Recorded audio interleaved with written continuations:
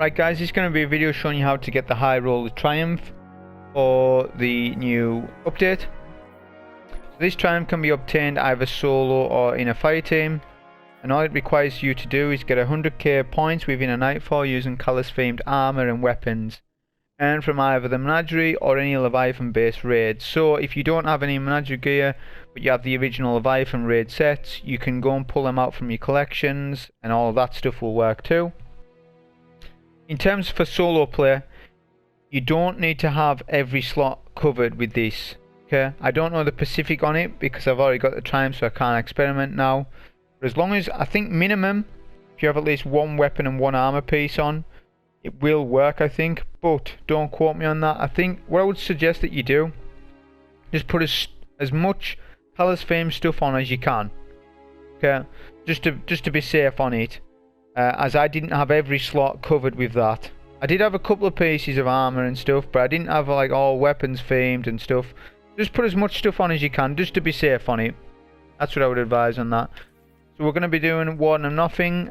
Our Nightfall card is designed for easiness, so it's not meant to be like a super high score. This is just designed for people to watch, get their 100k done in 10 to 20 minutes, and then get on to farming the tribute hall stuff, because we haven't got the time to be wasting like an hour in a Nightfall. So this is just designed for a quick video for people.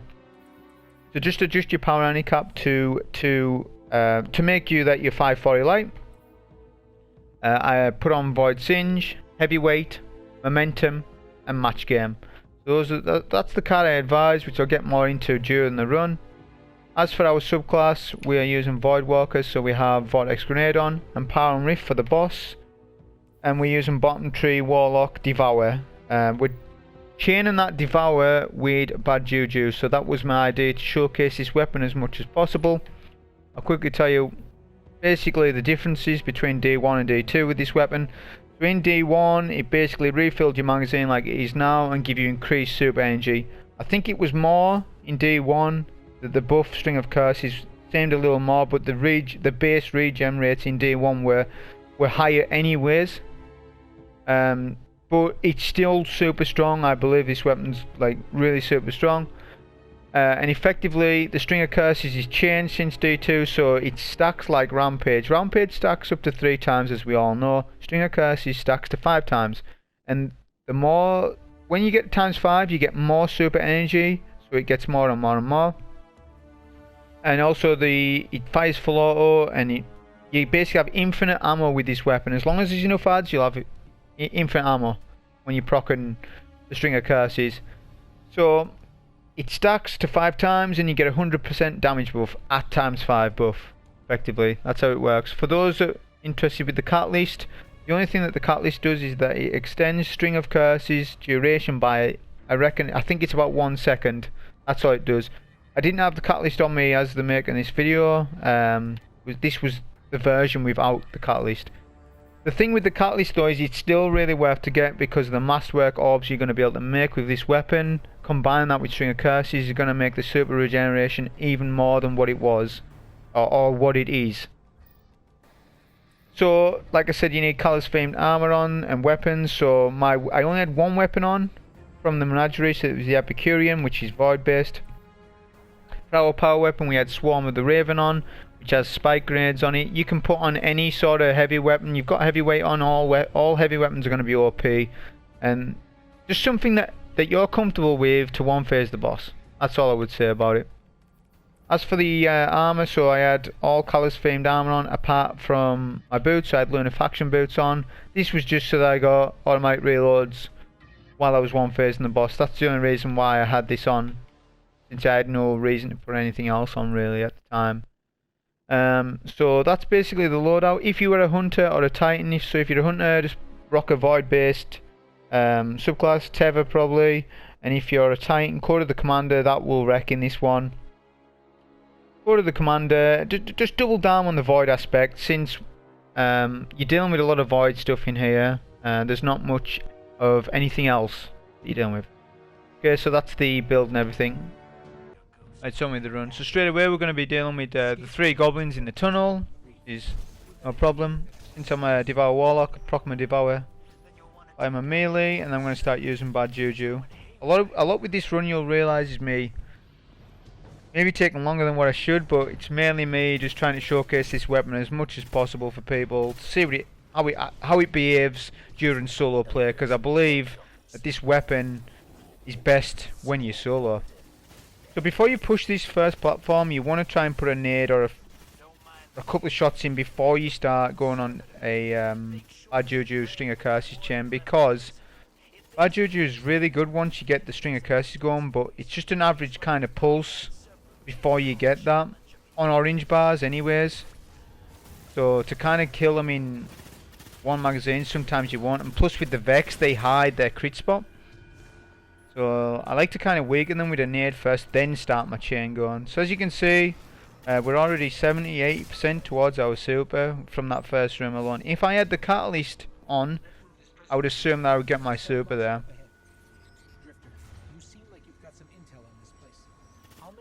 Okay, so with the ads in middle, the Cabal guy and 2 goblins, if you damage them first before the train hits them, you will get points for them. And that's a common theme throughout this sort of strike itself with trains. Like likes of those ads there, I missed that goblin so I didn't get points for him. But that part's a complete skip, you wouldn't even need to kill him. I'm just drawing this out longer than what I really need to, just to see how many times I can get my super throughout this Nightfall. Okay, so these goblins are going to fusion those, and then we're going to know over this Hydra, perfect time. If you are skipping these ads, which you totally can, at least kill the Hydra. I mean, you don't have to, but the Hydra is kind of worth it. I got 5k there for free, basically. So maybe kill the Hydra and then hop on your Sparrow and skip all these if you wish.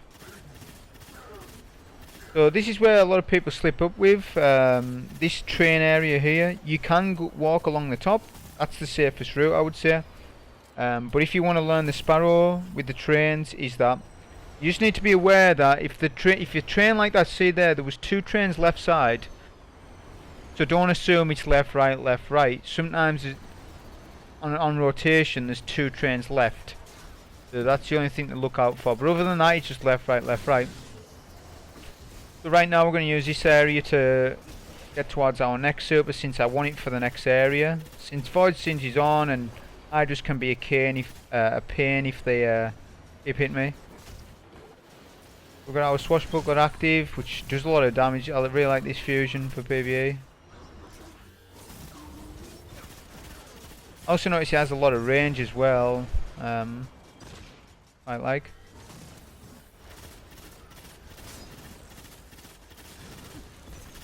Obviously be sure that each encounter picking up all ammo, any ammo that you need. You're using your heavy weapon a lot. I mean, I haven't used my heavy at all. But in case you are. So we're like 80% of our next server. This is our second server already. We're going to proc another Devour Chain. There'll be a lot of Devour Chains in this room. You can't skip not much in this room. You can skip some ads in this room, but not much. I'll get into. Get our string of curses times 5. Like I said, he's a big damage buff and does really well. I'm going to reproc my Devour just in case I don't lose it. Nova Bomb the Hydra. And then I fusion the snipers. The snipers are kind of the key targets. But as long as I get the first one down, and then I can start working on my chain. Once I see the second, I mean there'll be 2 snipers, one left, one right. That's the left one down. Once the 2 snipers are down, I can safely kind of work through this room then.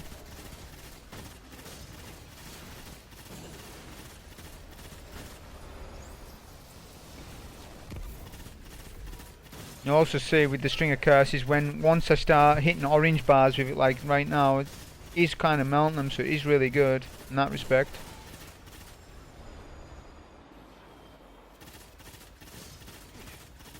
Also feels like a really accurate, nice weapon to use as well. So, with this room as well, which I forgot to mention, is that be careful when you're going over train tracks. Never push past an area. 2 train tracks, never push past till you know that train's went through its rotation.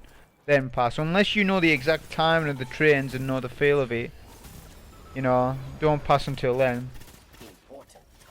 But basically cleared all the ads from this section anyways. Now there is a lot more score you can get from this room. If you wanted to, you can get more score, but I just ended up nova bombing him and using my heavy on him. But basically with that boss, for those that don't know, the ads are linked to his health in a sense, and you can get an extra 3 rotation of ads, and a lot of them are orange bars, so there's a lot more score to be offered from that room. But like I said, this is a guide video, it's not meant to be super optimized score, it's just meant to be the 100k for the triumph, and that's all it is. Same with this next room we're coming up to. We have an arc shield guy, a wanted target. He's tanky and not worth to be killing him. I don't know how much points he's worth, but like I say, he's not worth your time sort of thing. But you can also skip this room. I mean, obviously we've got momentum on, so I could have just rammed past this room and still got 100k. As long as I've done the rest of the Nightfall, of course. Like I say, you can see the string of curses working. Like I said, really good, especially when I'm getting crits. This wanted target can be really annoying in this room. He's the only danger, because if he does blind you and does his rockets at the same time sort of thing and hit you directly, it will one hit you. You've got to be careful with him. And he'll kind of just back off and off after so long, so you can kind of be patient with this area. Probably a better way to play it. If you go to the left side of the area, there's like 3 orange bars that'll sit there because of your positioning. If you kind of nade that, they'll just sit in your nade and kill them easier. With this room, I was basically just farming my next super. I think we're on our 4th, just approaching my 4th super now, which is not bad.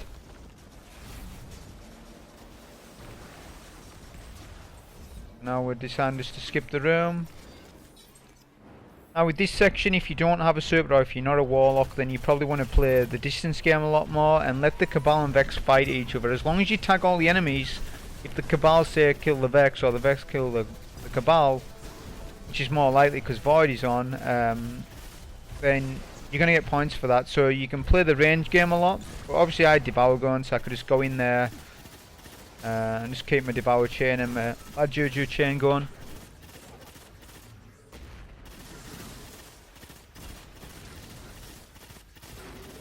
I see a lot of people struggle with this room as well. This is probably the hardest part, I believe, for people, especially capture point C, since there's a couple of Minotaur, yellow bar Minotaurs. So I didn't do this strat that I'm going to tell you right now, but this is a way of doing it. What you could do is when you see capture point A come up, which is about to come up now, you roughly have, I believe it's like 50 seconds or something.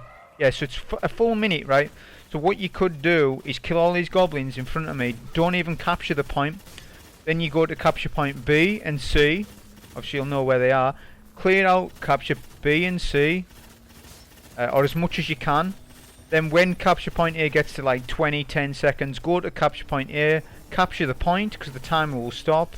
Then go to B and C and there'll be no ads there, or a limited amount of ads for you to clear, making these areas that I'm doing right now easier if people are struggling, because I know a lot of people struggle with this particular capture point. Because what happens is, especially if I've got a heavyweight on, if you sometimes with that Vex Minotaur, okay, it's random, but sometimes they'll spawn in another Minotaur. Okay, so sometimes they will, sometimes they won't. So that's just another thing.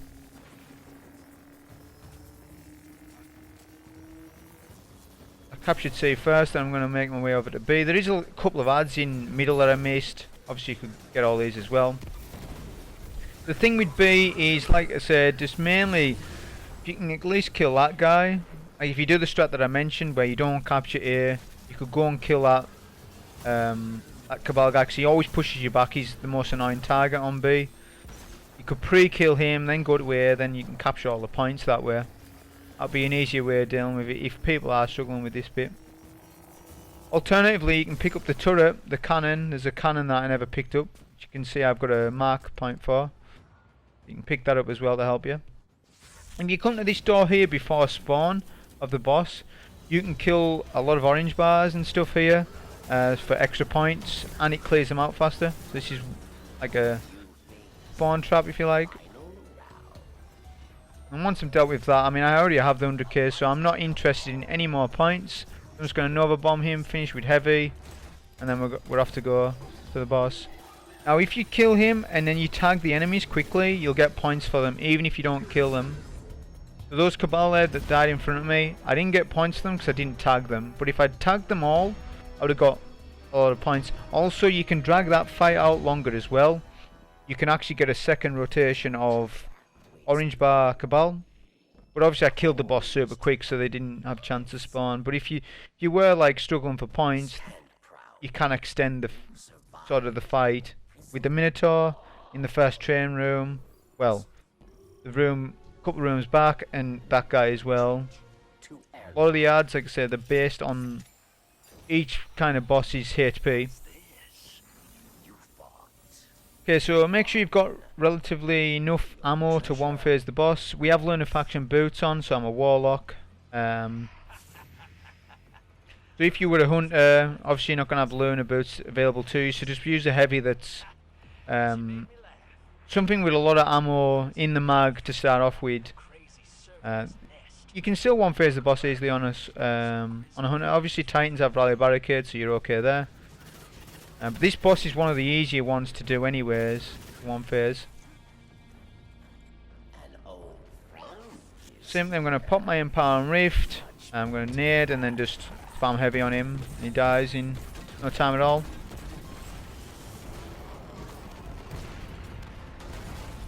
Okay, so once he's done, that's it basically, and that'll be the triumph done. You'll see it pop up soon, but that basically proves, like I said, you don't need menagerie weapons or raid weapons in your slots, and you don't need a full set of armor on, because I had Learner Faction boots on, of course, as well.